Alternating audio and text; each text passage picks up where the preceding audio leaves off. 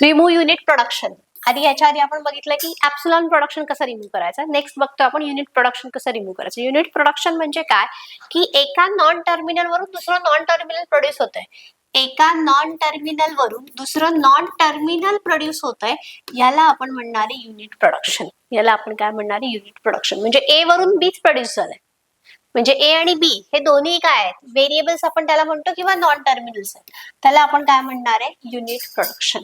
कळालं. एका non terminal वरून दुसरं नॉन टर्मिनल प्रोड्यूस होतंय, त्याला आपण काय म्हणणार आहे, युनिट प्रोडक्शन. बऱ्याच आता मुलांचा गोंधळ होतो. जर मी असं लिहिलं की ए प्रोड्यूस बी और स्मॉल बी, तर ह्यामधले हे ए आणि बी हे काय आहेत, नॉन टर्मिनल्स जे कॅपिटल असतात, की जे प्रोडक्शन देतात. नॉन टर्मिनल्स आपण म्हणतो व्हेरिएबल्स. आणि हा जो स्मॉल बी आहे ज्यानं प्रोडक्शन थांबतं, म्हणजे कुठेतरी टर्मिनेट होतं, याला आपण काय म्हणणार आहे, टर्मिनल्स. कारण की आता जेव्हा आपण पुढचं सेशन घेणार आहे CNF GNF, त्याच्यामध्ये मी बऱ्याचदा वर्ड्स वापरते, टर्मिनल्स, नॉन टर्मिनल्स. तर हे आधी कळलं पाहिजे.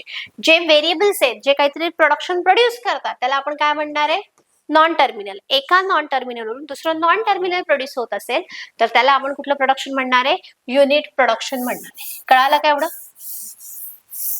आणि ते युनिट प्रोडक्शन आपण रिमूव्ह करून unit production free grammar create करतो. ते आहे एक्सनेक्स्ट ग्रामर किंवा दुसरं ग्रामर. त्याला मी म्हटलं grammar G1 is equal to L of G. ह्या L ऑफ G मधलं आपण युनिट प्रोडक्शन काय केलेलं आहे, रिमूव्ह केलेलं आहे. कळालं युनिट प्रोडक्शन काय. पेपरला डेफिनेशन आहे ते 2 मार्क मध्ये.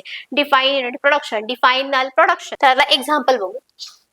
Eliminate unit production from S produce ABA और BA और AA और AB और A और B.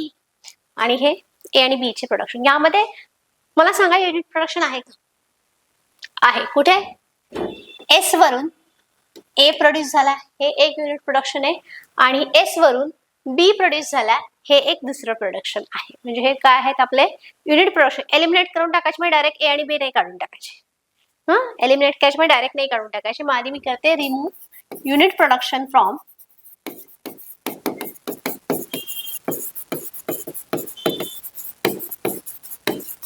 A, म्हणजे S to A असं लिहिते आता मी. S to A हे बाकीचे आहेत आणि हे एक युनिट आहे, युनिट प्रोडक्शन आहे. मग आता मी बाकीचे ऍज इट इज लिहिलं. S प्रोड्यूस ABA और BA और AA और AB. तर आता A हे युनिट प्रोडक्शन रिमूव्ह करायचं म्हणजे डायरेक्ट डिलीट करायचं नाही. मग या A च्या ठिकाणी हे जे A चे ओरिजिनल प्रोडक्शन आहेत, हे A चे जे ओरिजिनल प्रोडक्शन आहेत हे इथे रिप्लेस करायचे. म्हणजे इथे काय येणार मग, AA और AB ऍज इट इज ठेवला. कारण की B चा अजून मी लगेच रिमूव्ह करत नाही. तुम्ही एकत्र पण 2 स्टेप करू शकता. आता नेक्स्ट युनिट प्रोडक्शन कुठे आहे, S produce B. Remove unit production. A लिहायचा राहिला बरं का माझा इथे, कारण की तो आहे ग्रामर मध्ये, तो नाही रिमूव्ह केला. फक्त इथं A ची ही रिप्लेसमेंट केली, पण ह्या A ला हीच रिप्लेसमेंट आहे, ही किंवा ही. कळतं ना. और म्हणजे आयदर हे होईल किंवा हे होईल. फ्रॉम S to B म्हणजे S produce ABA BA AA AB. हे वरचं ऍज इट इज लिहिलं. आणि आता B चं प्रोडक्शन काय मला सांगा, B चं प्रोडक्शन काय. मग आता इथे काय येणार, B और B.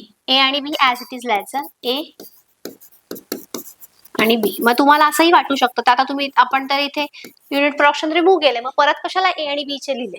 तर मग इथे जेव्हा A येईल तेव्हा ह्यापैकीच रिप्लेसमेंट मिळणार आहे आपल्याला. फक्त ह्या S मधला हा A साठी रिप्लेसमेंट केली, ह्या S प्रोड्यूस B साठी आपण रिप्लेसमेंट केली. युनिट प्रोडक्शन रिमूव्ह केलं म्हणजे तिथे त्याचं जे ओरिजिनल प्रोडक्शन आहे त्या ठिकाणी ते आपण रिप्लेस करतो. बाकी परत AB गायब होत नाहीत, AB तसेच राहतात. कळालं युनिट प्रोडक्शन कसं रिमूव्ह करतो आपण. हा, फक्त सिंगल असेल तरच रिप्लेस होणार. म्हणजे इथे रिप्लेसमेंट होणार नाही. S प्रोड्यूस A आहे तर इथे A ची रिप्लेसमेंट नाही करणार आपण. जिथे सिंगल आहे म्हणजे युनिट प्रोडक्शन, तिथेच रिप्लेसमेंट होणार. म्हणजे इथे बघ AA आहे, तिथे रिप्लेसमेंट केली का नाही. ABA आहे, तिथे रिप्लेसमेंट केली का. नेक्स्ट सेशन मध्ये आपण याचे अजून प्रॉब्लेम्स बघूयात.